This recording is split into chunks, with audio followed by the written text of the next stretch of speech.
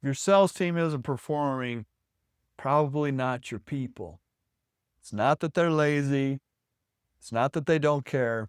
Take a good hard look at that comp plan. That's what we're going to roll with today. Here's how to know that your comp plan isn't working. The symptoms behind it. You have top reps that are just not happy. Your top reps that go out and crush it, they're not happy, they're frustrated, and they leave.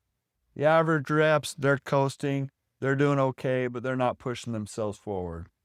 You constantly feel like you're motivating instead of just teaching and guiding. And then obviously the numbers speak for themselves. Your sales numbers are down, they're plateaued, they're not going where you want them to go. And because this gets misdiagnosed, you think you got to do all these other things. What do most companies do? They push, they pull, they try random things, a little trial and error to see if they can get their team motivated. They bring in motivational speakers, or they show YouTube motivational speeches. None of that works, and none of it matters if your comp plan is broken. It's all about pay. Here's where things break. You're paying for the wrong things. You're paying for time instead of performance. You're paying for seniority instead of performance. And for some people, there's no clear path to how they should win. It's not laid out for them. Your comp plan should clearly state what they should be doing with their time and where they get the most return on their investment for their time. Your comp plan is a system, and it's producing exactly what it was designed to do. Here's the biggest misconception. People go numb. They turn off their ears when you start talking about comp plan because they think you just need to pay more. That's not what we're talking about, and we'll show you how. Let's go over to the notebook here. I'll draw it out for you. We're going to take your comp plan and show you how it kind of breaks people up into sections. So if we put your performers on a line here, and these are your low performers, and these are your top performers, kind of how people align there. Now, sometimes I get with companies, they say, oh yeah, we have a line where these people, there's a line of pay, right? So at some point, good performers jump the line and they get more pay. I'm going to take $10 signs, representative, just to be safe and simple. These guys make less and these guys make more, which makes sense. But let me show you kind of what happens with a lot of companies. So what will happen is you're going to have a decent amount of people that are doing a good job. They don't want to be bad performers. They want to be good. So they're going to get over here. They haven't quite gotten over the hump here to this other pay structure. They're there. Okay? They're making their $2, so to speak. Now, below them is obviously it's going to be your bad group. And I'm going to explain why this is going to be bigger than these guys. Because they can basically underperform, not work as hard, not be as focused, not perform as much, and they're still going to get paid as much as these guys. So why do extra work when I can kind of do the bare minimum and get by? And that's what happens with this. Now, let's go over to the other side. But you're going to have people that they're not happy with that. They want more. And they're going to come over here, and they're going to be your good.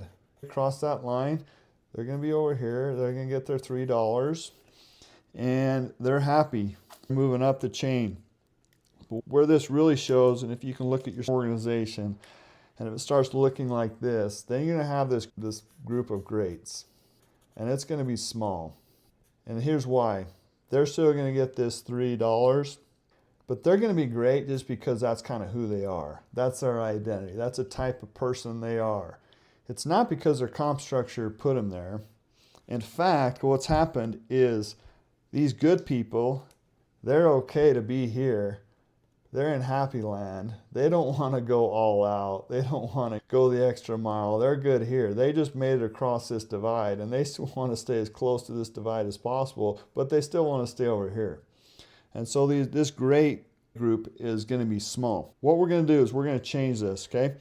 We're going to break up our pay structure. We're going to take the same $10, and we're going to take one of theirs, and we're going to put it over here. So it's going to look like this. 2 there, 3 here. And now all of a sudden, we got 4 over here. Okay? We're going to take from the low performers. This is capitalism, baby. So let's start at our bad group. What's going to happen? They're going to be a little bit ticked off, okay? Which is fine. And here's why. They're going to be ticked off. They realize, hey, in order to make the same amount of money, I got to work a little bit harder. So you're going to have a lower group. Some are going to go this way, and some are going to get out. And them getting out is actually perfectly fine. That's totally good. They don't want to produce more. They want to get by. They want to go to some other company where they can basically get paid more than what they're worth. Fine, let those other people take them. Now, your okay group now is going to grow. It's actually going to get a little bit bigger because more of the bad people are going to filter into here. So now you have more people that are here because they're performing, and that's better than not performing. Now let's take a look at the good group. You're going to have some people in the okay group. They can see these big results over here. The okay group is actually going to filter up a little bit too. But generally speaking, your good group is probably going to be about the same, maybe a little bit bigger. But here's where it gets fun. Now all of a sudden, you're going to have a much, much bigger group of people that get into the great. Because there was a bunch of good people, and they wanted to be great. In fact, some okay people, they filtered here and they filtered here. Now all of a sudden, because the rewards, they're paid for what they're worth. They can see bigger things. They can see their coworkers making that extra dough. They can see how their lifestyle is changing. Everything's going to filter up, and now all of a sudden, you're going to have a lot more great people in your organization. Not because you motivated them, not because you did anything else, but the comp plan was designed in a way that got people from here over to there. So that's how you design your comp plan. Again, the same $10, just restructured a little bit different. And now all of a sudden you got more sales, more production, more whatever it is, metrics that you make, the results over here. You have more results and you're happy, they're happy. So you didn't need to spend more, you just needed to pay more on the right things. The great thing about this is you stop pushing, and the comp plan drives them forward, and the comp plan is their motivator. Now the diagnostic here is, what are you paying for? Are you paying for time? You're going to get time back. Are you paying for results? You're going to get results back. What are you rewarding? What are the metrics that you're rewarding? Is it performance or is it time? If it's time, they're going to give you time. If it's performance, they're going to give you performance. So it's not about putting more money into your comp plan. It's about being a lot smarter with how you organize and how you design your comp plan. Now, one last tip. Make sure you keep it really simple, okay? Don't change a lot all at once. Don't try to do too much right away. Just change a couple things, see if it works. Change a couple more things, see if it works, and eventually you'll get it dialed in. If you're not really sure where your comp plan stands and what you need to change, I created a quiz you can get in the description here.